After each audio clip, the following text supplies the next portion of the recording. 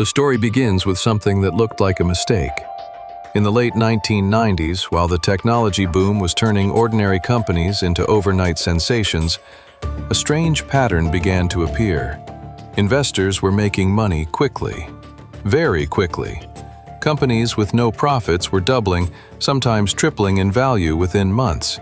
People felt brilliant. Conversations at dinner tables changed. Taxi drivers discussed stocks. College students opened trading accounts. Financial television became a theater of celebration. The message everywhere was simple: move fast or be left behind. But in the middle of this frenzy, one man was doing something almost insulting in its simplicity. He was doing nothing. That man was Charlie Munger, the longtime partner of Warren Buffett at Berkshire Hathaway. While billions of dollars were pouring into technology companies, Munger and Buffett mostly watched. They observed. They waited. And the world mocked them for it. Newspapers asked if they had become outdated. Commentators wondered if the two investors simply did not understand the future.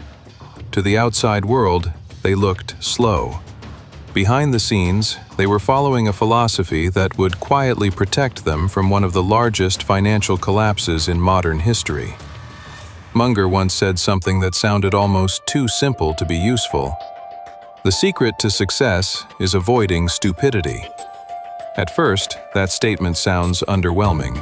People expect brilliant formulas from great investors. They expect complex strategies and secret insights. But Munger's philosophy was not about brilliance. It was about discipline. And discipline begins with something most people resist: avoiding opportunities. Most people believe success comes from saying yes. Yes to new ideas. Yes to promising investments. Yes to every possibility that appears exciting. Opportunity feels valuable simply because it exists. When someone hears about a new investment, the brain begins imagining what could happen if it succeeds. The reward appears vivid. The potential outcome feels large. This creates a subtle psychological bias. People focus on what they could gain. They rarely focus on what could quietly destroy them. Munger noticed this pattern early in his career. He realized that people were constantly searching for the next winning idea, while ignoring the countless ways they could make irreversible mistakes. And irreversible mistakes are dangerous.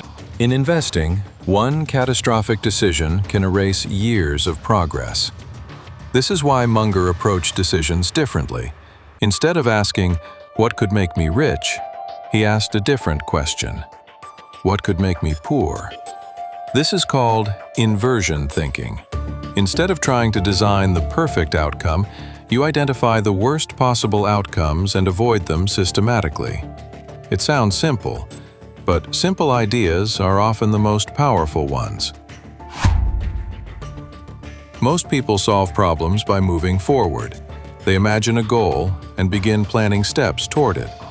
But Munger often worked backwards. If someone wants to build wealth, the traditional question becomes, what strategies create wealth? Munger preferred a darker version of the same question.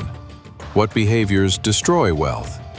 The answers are surprisingly clear. Excessive debt, impulsive investing, chasing trends, overconfidence during good times, panicking during bad times. Once you identify these destructive behaviors, the strategy becomes obvious. Avoid them relentlessly. This approach removes the illusion that success requires genius. Often, it simply requires discipline, not doing the obvious, stupid thing, again and again, over decades.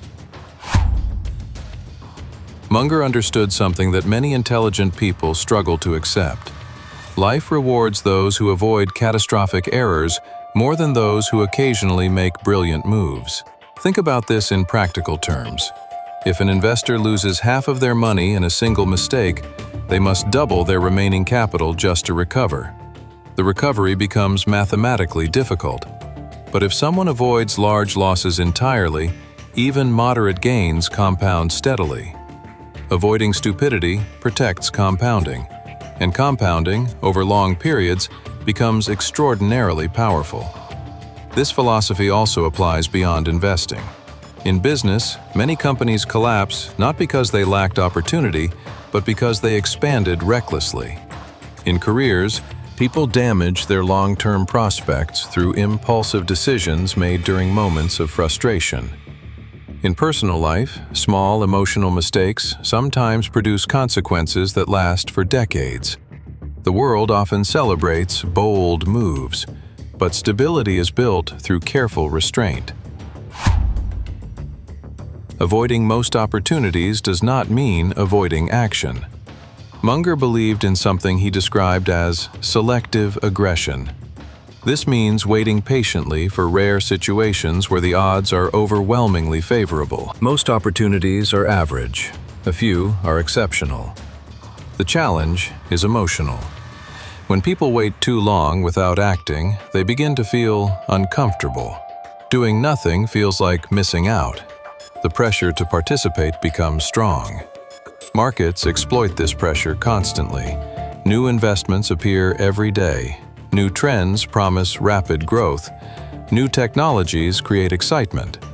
But selective aggression requires the ability to ignore almost everything. Munger and Buffett sometimes waited years before making major investments. Then, when the right opportunity appeared, they moved decisively. Large amounts of capital deployed quickly, not frequently, but with conviction. This rhythm of patience followed by decisive action created enormous advantages over time. One of the most difficult skills in life is the ability to decline attractive opportunities. Saying no feels uncomfortable because opportunities come with social pressure. Friends discuss them. Media celebrates them. Experts recommend them. When everyone appears to be participating, hesitation feels like ignorance. But Munger understood something about crowds. Crowds are often confident precisely when they should be cautious. When excitement becomes universal, risk quietly increases. This is why some of the most successful investors appear inactive for long periods. They are not inactive. They are filtering. Every potential opportunity passes through a mental checklist. Is the business understandable? Is the valuation reasonable? Is the risk manageable? If the answer to any of these questions is uncertain, the decision becomes simple: do nothing and move on. Patience is uncomfortable in a culture that celebrates speed. Most industries reward quick decisions. Most social environments reward visible action. But financial markets often reward patience. Time filters opportunities naturally. Weak ideas collapse. Fragile companies reveal their problems. Unsustainable trends fade. The opportunities that survive this filtering process become easier to recognize. But only for those who are still watching. If someone has already committed their capital impulsively, they lose the ability to respond when a truly exceptional opportunity appears. Patience preserves optionality. Optionality creates power. This is why Munger often appeared calm during market chaos. He was not trying to predict every movement. He was simply waiting. Many people believe wealth is created through constant activity, constant research, constant investing, constant decision-making. But the reality is less dramatic. Much of long-term success comes from restraint, from declining most opportunities, from ignoring noise, from recognizing that the world constantly offers ways to lose money disguised as ways to make it. This perspective feels uncomfortable because it contradicts the popular narrative of hustle and aggressive growth. But discipline rarely looks impressive in real time. It looks slow. It looks cautious. Sometimes it even looks foolish, until the consequences arrive. Charlie Munger did not build his reputation by chasing every opportunity. He built it by avoiding most of them. While others were busy searching for brilliance, he focused on eliminating stupidity. While others chased excitement, he waited for clarity. While others moved constantly, he filtered relentlessly.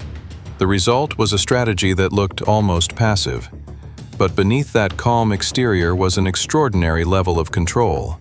Because the person who can say no to almost everything gains something rare: the freedom to say yes to the few opportunities that truly matter. And when those rare opportunities appear, preparation meets patience. Action becomes simple, not loud, not frequent, but powerful, over time, quietly, and permanently.